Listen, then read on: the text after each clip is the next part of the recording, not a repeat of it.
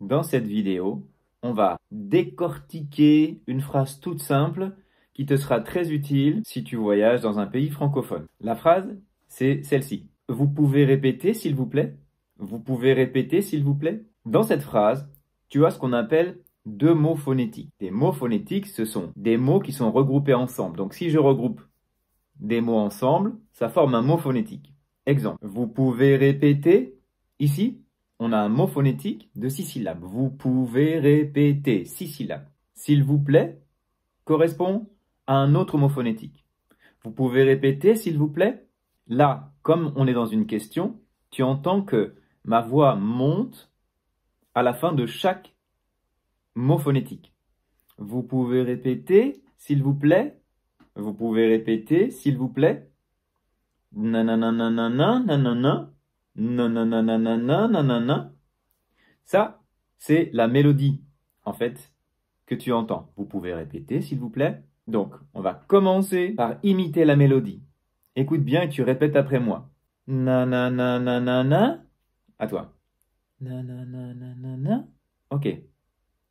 Nanana, nanana. Ok, ça c'est la première partie de la phrase. Deuxième partie, nanana. À toi.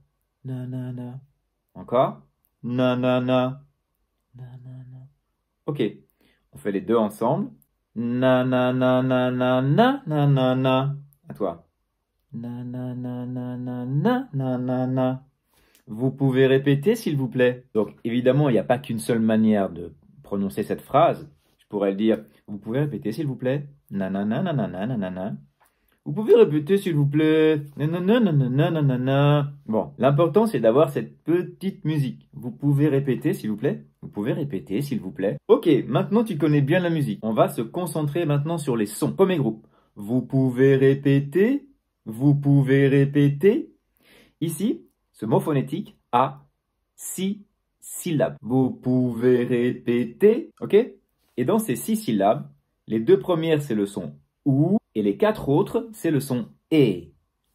OU, E. OU, E. Alors, différence fondamentale entre ces deux sons. Il y a un son qui est plus aigu que l'autre, plus clair que l'autre.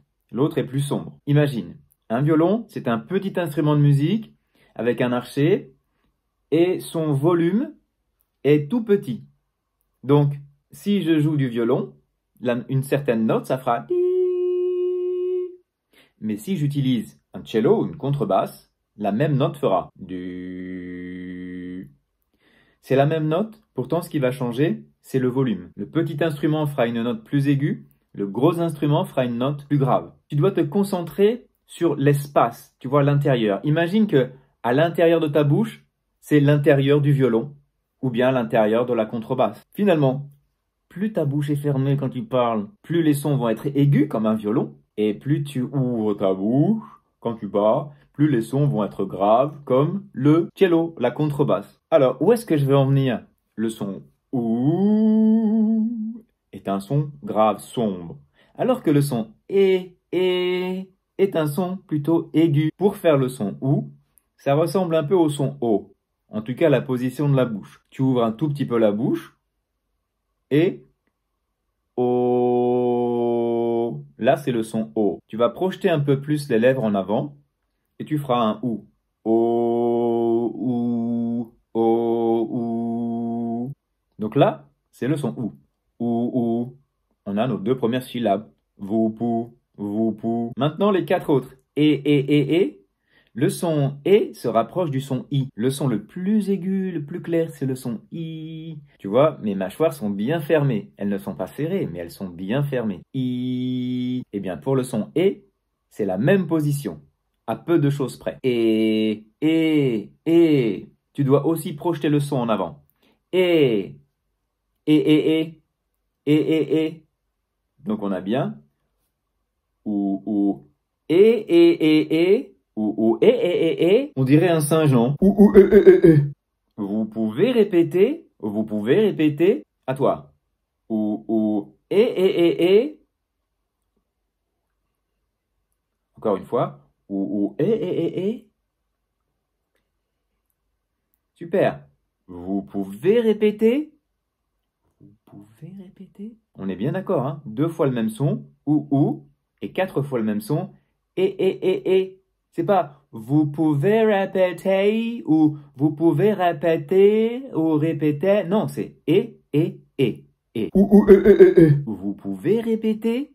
Vous pouvez répéter? Deuxième partie, l'autre mot phonétique. S'il vous plaît, s'il vous plaît. S'il vous plaît, s'il vous plaît. Le i, maintenant tu connais. Les mâchoires plutôt fermées. I, s'il. On retrouve le son ou. Et ensuite on a le son est. Alors pour faire le son est, on va revenir au son et.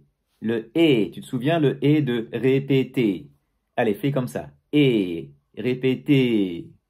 Et. Maintenant pour le son est, eh bien tu vas tout relâcher. Et.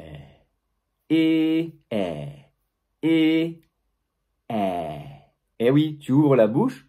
Du coup, comme pour la contrebasse, le son devient plus grave.